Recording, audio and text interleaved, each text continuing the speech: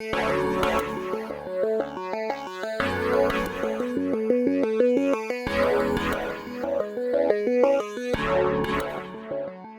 evening, ladies and gentlemen.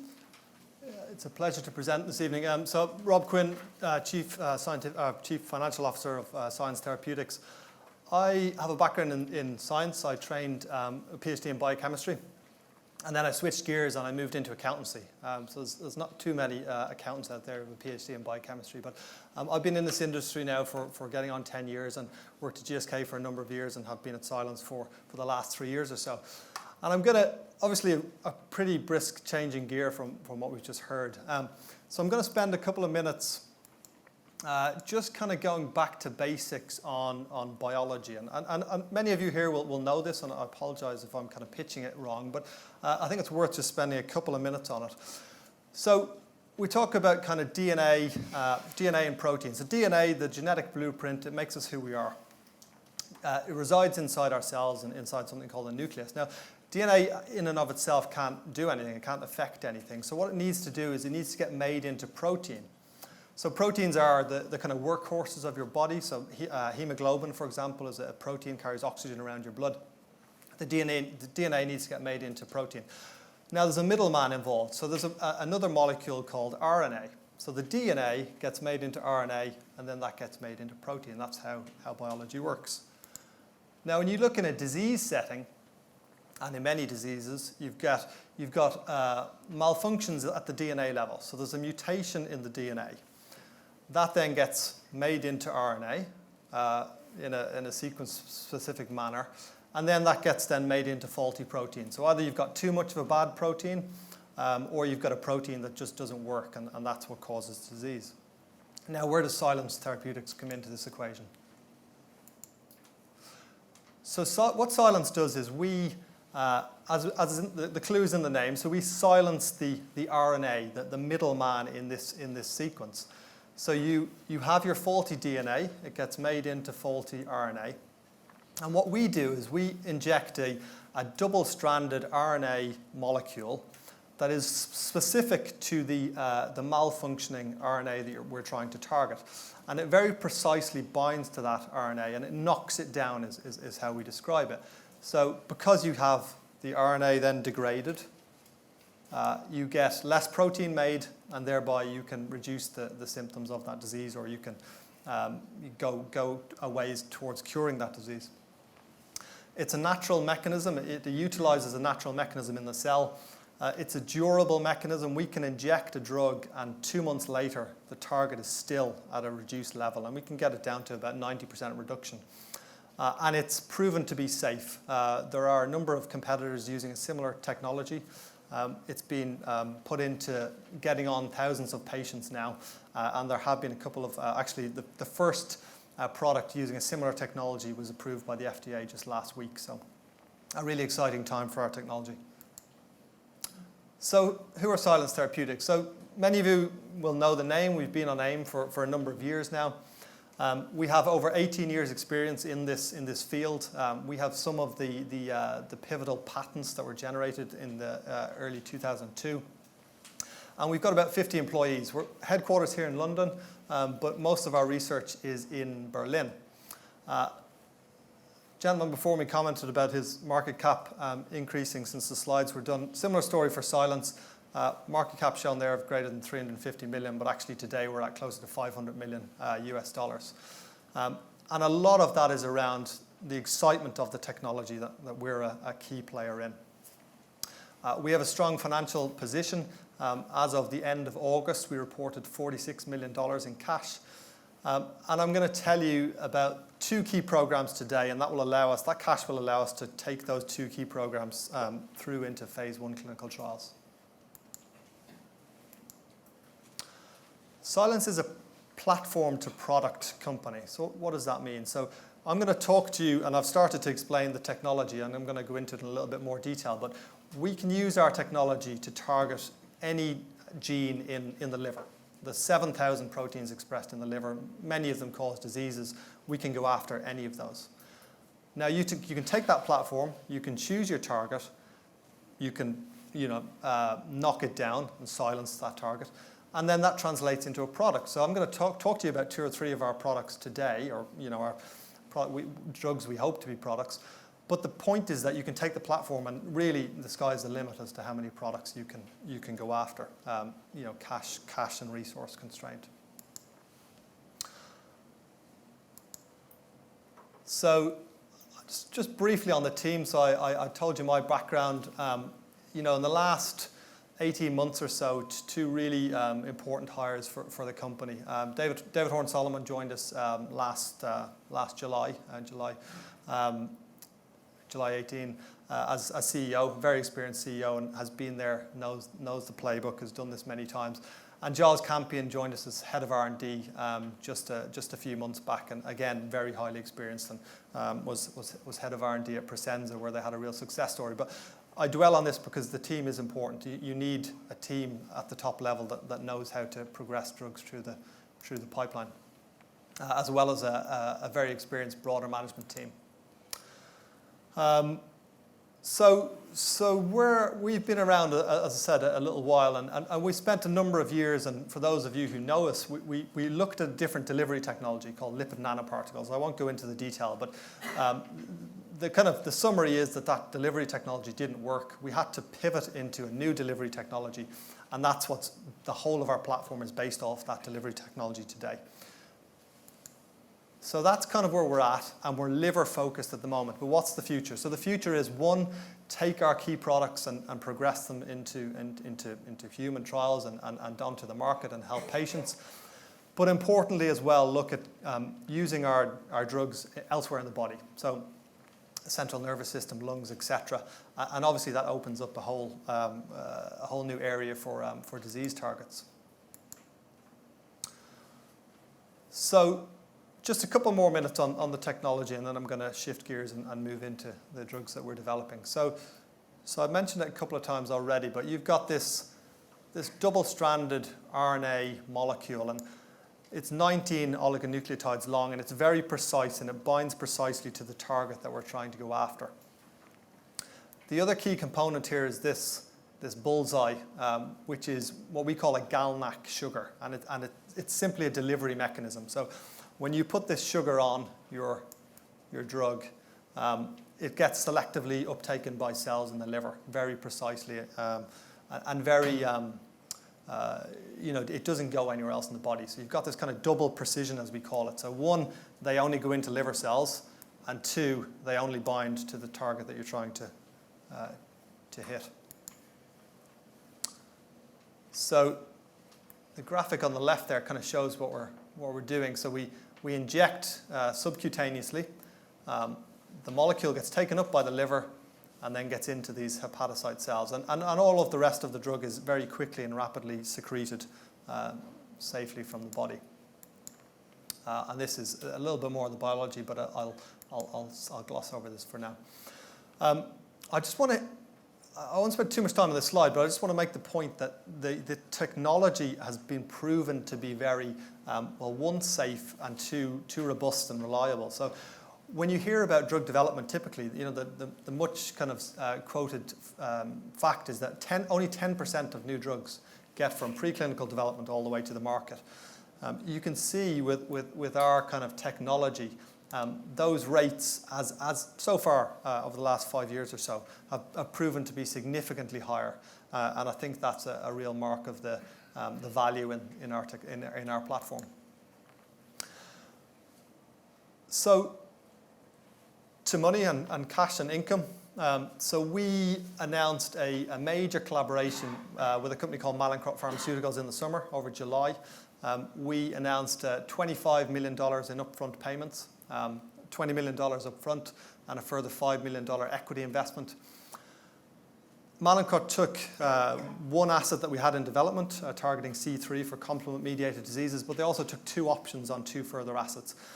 And on the whole, should they take those options and should we develop them all the way, there's over $2 billion in milestone payments that Silence would receive.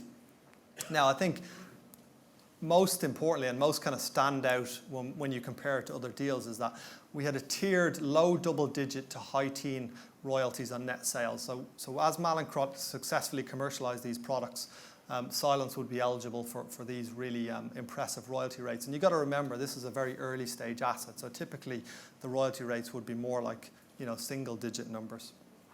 And it tells you the confidence they have in the program. We're responsible for developing that drug and those drugs up until the end of phase 1, and then Mallinckrodt will take over that development. And importantly, Mallinckrodt will also pay for things like manufacturing costs as we ramp up for those phase 1 trials. We have 2 further out-licenses. So we out-license some of our patents to Alnylam. We get a 0.33% royalty on sales of Onpattro. Onpattro is already on the market in Europe, a really important new drug for hereditary amyloidosis. The numbers are relatively small though. You think about an NPV of in the low single $1 million for that. We also have out licenses with a private company called Quark Pharmaceuticals. They've got 2 phase 3 trials using our technology, and Novartis have an option to license those drugs. If Novartis choose that option, we get 15% of anything Quark get, and the milestones are up to in the region of $650 million. But Quark is a private company. We're not privy to any information. We don't really know how those trials are progressing, and we view it as a relatively low probability of success. We don't place too much stock in it. So turning now to the programs, and hopefully I've given you enough of kind of the technology to understand the platform and how we can start to translate it. So we have a handful of drugs in development. I'm going to talk about 2 really today. One of them is just about to enter the clinic. We have filed a clinical trial application back in March. We're doing all the hard work to make sure that's ready to go into the clinic, and we'll give that to patients very, very shortly. That is SLN 124. And it is a drug for iron overload disorder, so disorders where people have excessive iron in their body, and that causes a variety of different disease symptoms. The second asset is SLN 360, and that's a cardiovascular disease asset, and that's where I'm going to start this evening to tell you a little bit about. It's a little bit further behind. We're in the middle of IND enabling studies, and that means it's the kind of last phase of preclinical development before it enters the clinic, but we anticipate bringing that into the clinic in 2020. And then finally, the next most advanced program is that Mallinckrodt collaboration program, which we call SLN 500. So, cardiovascular disease, SLN 360. We're targeting Lp(a). So remember back to the back to basics slide at the start. So Lp(a) is causing issues in the body. It's causing, it's a risk factor for cardiovascular disease. And what we're doing is very selectively going after the mRNA of Lp(a) and trying to knock it down. It was discovered in 1963. It's been known for quite a long time, but it's really over the last 5-10 years or so that it's really coming to the fore as a major risk factor for cardiovascular disease. I'm not going to go in too much into the structure. So most biological parameters have normal distribution curves. So most of the numbers are in around the middle there in the typical bell curved distribution. Lp(a) is different. Lp(a) has a long tail whereby about 20% of the population have got over 50 mg per deciliter of Lp(a). So we're talking huge numbers here in terms of the risk factor. Now, Lp(a) is an independent genetic risk factor for cardiovascular disease. So we all know, about weight and diabetes and et cetera, and the different risk factors, LDL, HDL for cardiovascular disease. Lp(a) is independent of all of that. You could be, a marathon runner, super slim, eat all the right things, but if your Lp(a) is high, you're at risk of cardiovascular disease. So just bear these numbers in mind. So 20% of the population are over 50 mg per deciliter. And these are some of the numbers. The numbers are huge. But what does that translate into? So when you take a large population, and in this case it's 9,000 cases, and you follow people and you see, well, what is the risk of them having, in this case, a non-fatal heart attack or coronary death? we use a measurement called risk ratio. And risk ratio is about the probability of one thing happening versus the other. So if the risk ratio is 1, they're equally likely to happen. If the risk ratio is 2, the chances of one thing happening are twice the chances of another thing happening. And similarly, if it's a half, it's a half, right? So look across here. So you've got low levels of Lp(a). The risk of heart attack is kind of not particularly elevated. Once you get above 50 milligrams, and remember, I just told you 20% of the human population has that risk, you're getting into this linear relationship whereby your risk of heart attack is increasing significantly. This looks at a similar kind of study for risk of heart attack, but against a much greater population in the Copenhagen City Heart Study. And again, you see kind of above, into the kind of top 10 to 20 percentile of Lp(a) levels, the risk of heart attack is getting over kind of double what it would be otherwise. So in summary on Lp(a), large population with a high level of Lp(a). This is an easy test to do. You could go to your GP tomorrow and ask for this test. They don't typically do it as standard because there's no therapies available. So the information is useful, but there's not a lot you can do about it right this moment. The levels are genetically determined. It's becoming recognized as a major untreated risk factor for cardiovascular disease. And as I said, it's not modifiable through diet. There's actually not a lot you can do about it. But we think a really exciting target, going to be in the clinic next year. We'll be pushing it forward as fast as we can. And we think this is a really kind of exciting drug for the company. Just to show you one scientific chart, which I think is pretty straightforward. So this is measuring Lp(a) levels in your blood. And the red line here is the control. So ignore the kind of absolute levels, but just this is the normal level of Lp(a), and this is done in a monkey study. And then we inject the monkey in this case with 3 milligrams per kilogram of our drug. And you can see very, very rapidly you reduce the Lp(a) levels to getting on 90% reduction. By about a month's time, it starts to come back again. If you inject it with a higher level, you see a knockdown of 90%, and actually you see it right the way to the end of the experiment. We didn't carry on the experiment any further because we didn't know how long it would run for, but I think that the logical assumption is that line is going to run on for a time. So this is our kind of proof of mechanism data. So we've shown that it works in animal models, and the next step is to take it into humans. In the 2 minutes I've got left, I'm going to spend a moment on SLN124. So our target market is beta thalassemia patients and myelodysplastic syndrome patients. Both are orphan diseases, and the numbers of patients are relatively small in the grand scheme of things. But both diseases where the standard of care is transfusion followed by chelator drugs. So patients with severe forms of these disease have to get blood transfusions on every fortnight, once a month, et cetera, et cetera. When they get these blood transfusions, the blood is full of iron, so it makes the situation worse. So what doctors do is they use these molecules called chelators to try and mop up that excess iron. What we're trying to do is reduce the iron by knocking down a target called TMPRSS6. And by reducing the iron levels, we hope to see a reduction in transfusion frequency. So patients will have less transfusions, less chelators, much better quality of life. I'm not going to go into the biology.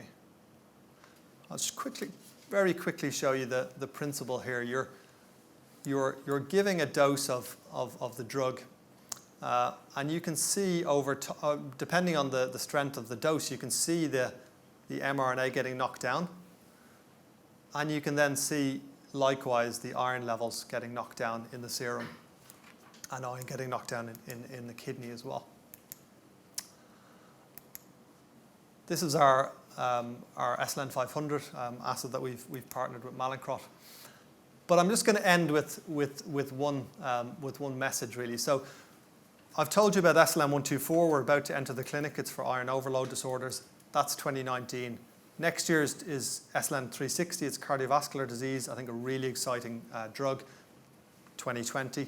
And the year after, SLN500, the Mallinckrodt C3 targeting drug in 2021. So we believe that we can take 3 assets into the clinic over the next 3 years and give them to over 100 patients over that period.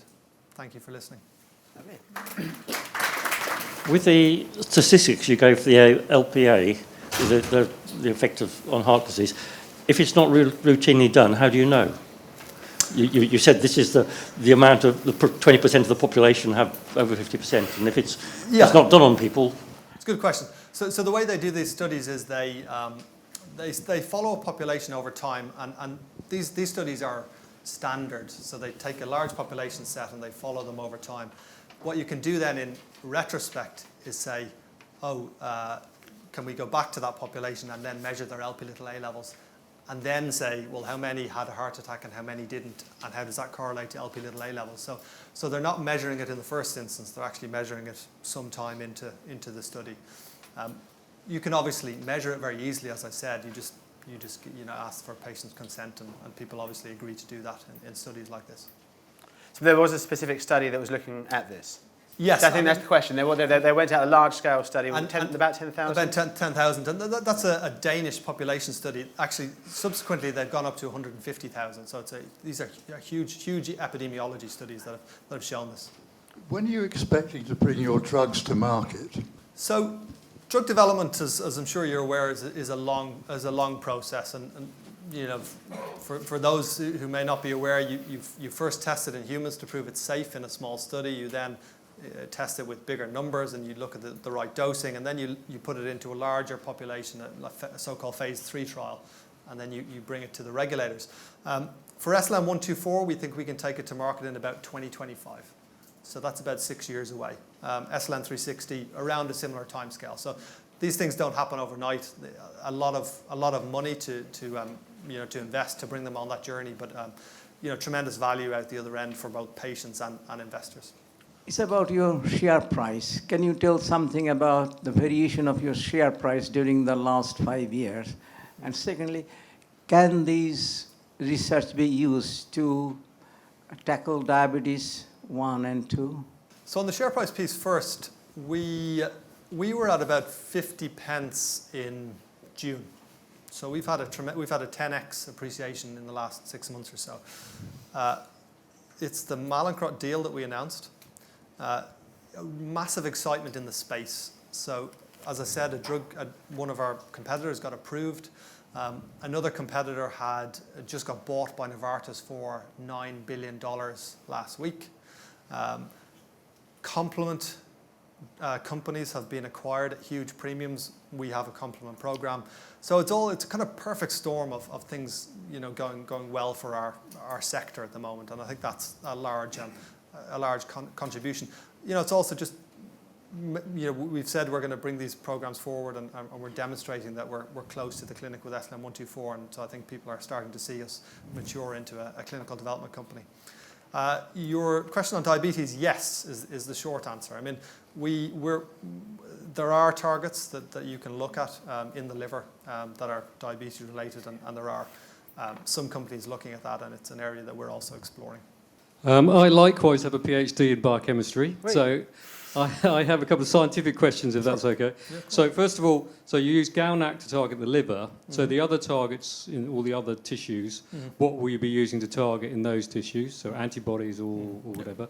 And the second question, how on earth does the RNA last so long inside the cell? I always thought RNA was unstable, yet you only dose it every 2 months, is it? Or yeah. So how does it survive so long in the cell and be effective? Yeah, sure. Good questions. So the first one, it's at an exploratory stage. We haven't disclosed anything publicly, and I'm not going to do that here.